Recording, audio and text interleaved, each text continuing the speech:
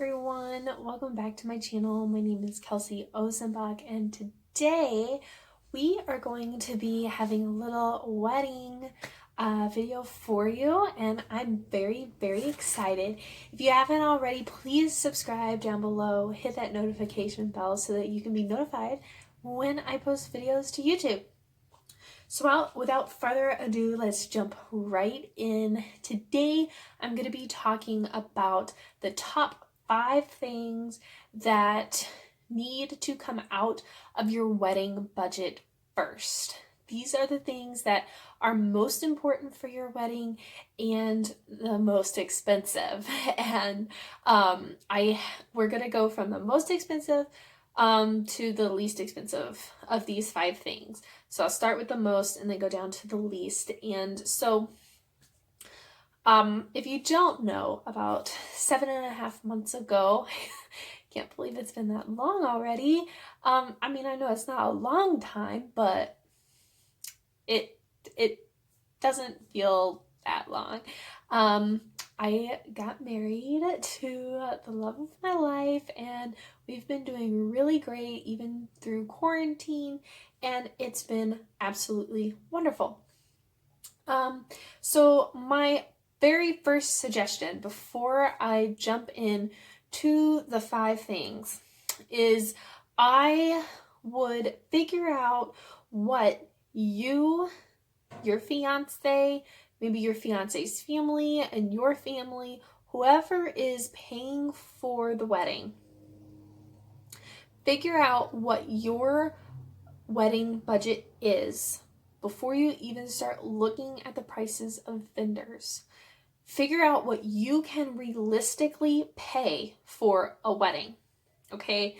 Because if you start looking at wedding vendors and you realize, like, oh my gosh, the photographer that I want is this much money, and the caterer I want is this much money, and the venue I want is this much money, you may end up finding out that you can't afford all of that because, maybe your family is only going to chip in this much money and your future in-laws are only going to chip in this much money, and that's not enough to cover everything if you're not going to help contribute. So I just suggest having a ballpark range of what you can spend on the wedding.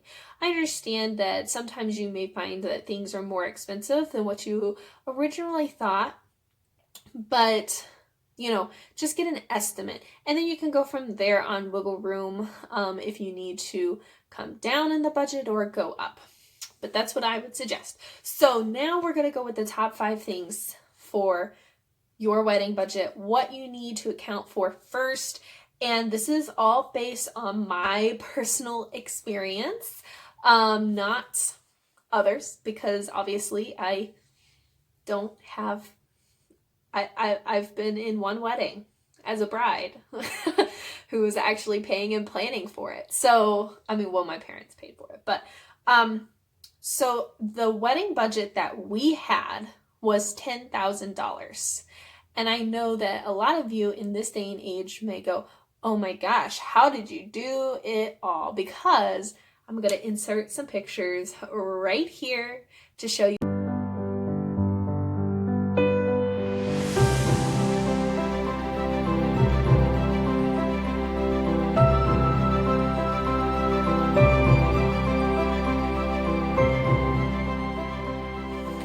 So as you can see, it was really pretty, very beautiful, and exactly what me and my fiance wanted. So the first thing that I would tell you to pull out of your wedding budget and make sure you have enough for is your photographer. Photographers nowadays for weddings, like good ones, are upwards of $3,000. The photographer that I ended up getting had a wonderful package with all-day coverage, and she was a fabulous photographer, knew what she was doing, and she was $2,000, which is 1/5 of our budget. But here's why, to me, this is the most important, and this is the one area that you should spend good money on. the pictures, and if you get a videographer, are the only things that you are going to take away from this wedding day besides the marriage with your new spouse. Okay? You may have some leftovers of the food. That's only going to last you for so long. You may have some leftovers of the desserts and the cake. It's only going to last you for so long. Other than your apparel, like your wedding dress, your wedding shoes, which eventually won't fit, you don't take anything away, okay, other than the pictures and the videographer. And the pictures are going to be what helps you remember the day. They're so important. And if you get a crappy photographer, you're going to end up with crappy pictures, and you can't go back. Like, the wedding day is done, and you 6 weeks later, you get the pictures, and you're like, oh my gosh, this is not what I wanted. These are not great. And now the most special day doesn't have good documentation of its pictures, okay? So that's what I suggest. I would kind of lump photographer and videographers in the same thing. If you're going to get a videographer, you need to do that first. We did have one, but it was a family friend. My dad's cousin-in-law did it for us, and so he gave us a family discount. So I would do those two things first. Okay, number 2, I would get your venue booked first. And I highly suggest having an estimate of how many people you want at the wedding, okay? Because that is going to dictate the size of venue that you want. Or if you have a specific place in mind, but it's too small, you may need to cut your guest list. So just have an idea of how large of a wedding you want, so that way you can get the correct size venue.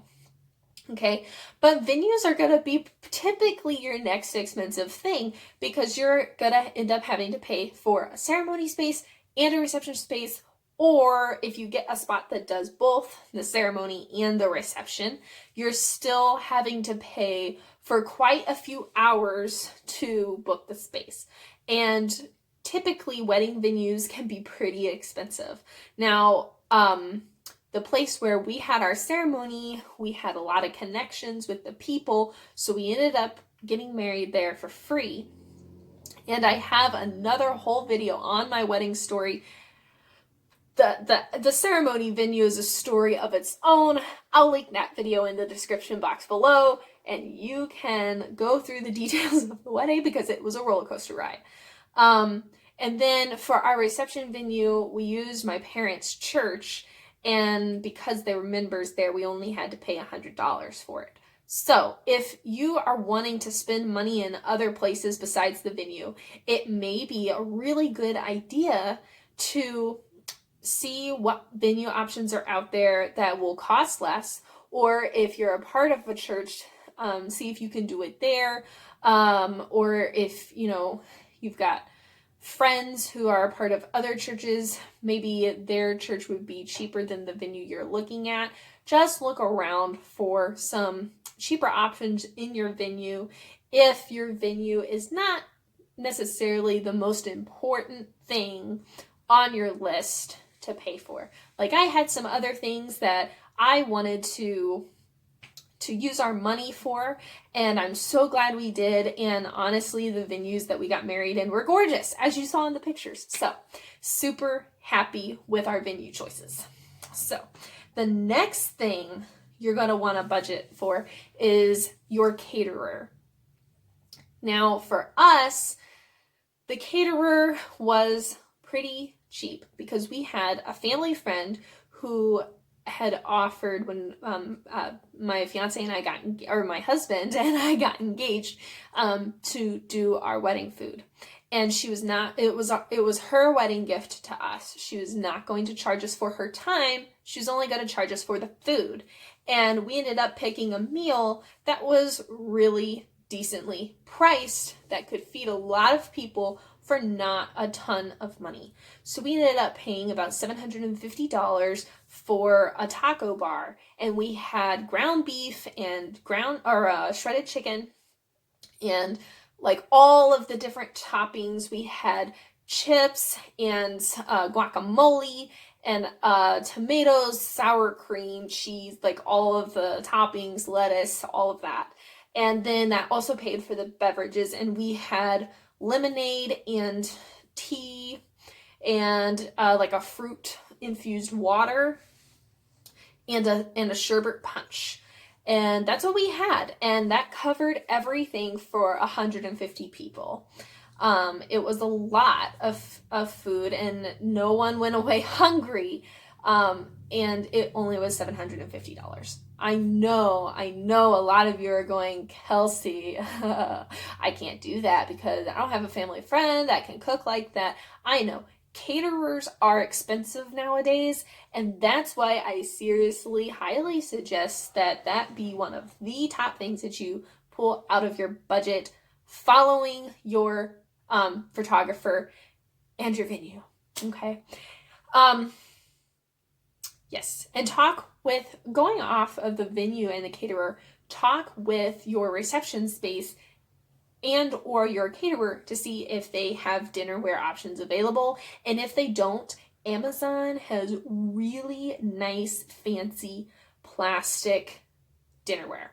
And that's where we got all of our dinnerware. We got enough dinner plates, salad plates, dessert plates, forks, knives, and spoons, and cups for 150 people, and for everyone to pretty much almost everyone have 2 plates of each. Okay. So, except for the silverware, we didn't do that with the silverware, but with the plates and the cups, we did order extra. We spent about $300 for that. So, and they were really pretty. They had rose gold trim. Beautiful. It just elevated. I mean, obvious, like it was nice for not being glassware. So, yeah. Alrighty, so you've got those 3 things. Now, what you're going to want to pull out next, number 4, is your florist. Okay, florists can be pretty expensive. Flowers are not cheapest thing, so I would get the florist. If flowers aren't your thing, there are a lot of great fake flower options that are a lot cheaper, but I love flowers, okay? I have so many clothes that have flowers on them. I have always loved hydrangeas. I love flowers. So what I did is I went to my florist. I pretty much knew what I wanted. So, and I told her what I wanted, and she did our entire wedding delivery and setup for $1,300, which I think is amazing. A great price, especially for the quality and the quantity of what we got. But there are a couple of tips that I will tell you about in a future video of how you can make the most of your flower money, okay, without going, super expensive. But that's coming in another video, because otherwise this video will be quite long. So, number 5, we're down to our last tip. This is the next thing that you want to budget in for, and that would be your DJ. DJs are not terribly cheap. Now, I have a friend, he used to be my ballroom dance instructor, who's also a wedding DJ, so I used him and he gave me a discount. So if you've got a friend who's a DJ, see if they can DJ your wedding. And I've known some people who they've used a friend for their wedding, and that friend gave them their services as a wedding gift. So you may get lucky, or your friend may give you a discount, or you may find a DJ that's pretty decently priced, but they are more expensive. Like, that's one of your big ticket items. So those are my 5 things that you need to pull out of your wedding budget first and make sure you have enough money for, and everything else can be divvied up after you've got those 5 things pulled out. So a just a general tip for all 5 of these things, chat with your family and your friends, because they may know people, okay? And you may end up with a really good deal. That's what happened with us. So if you enjoyed this video, give it a thumbs up. It really goes a long way and I really appreciate it. And I will see you guys later. Have an awesome Halloween.